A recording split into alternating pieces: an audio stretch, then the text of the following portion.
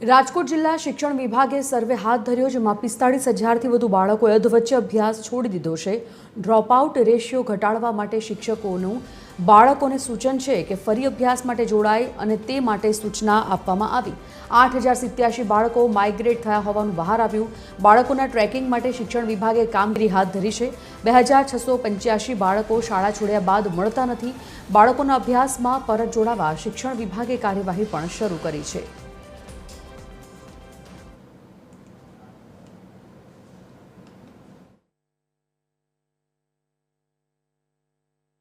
8,087 જેટલા બાળકો એ માઇગ્રેટ થયેલા છે।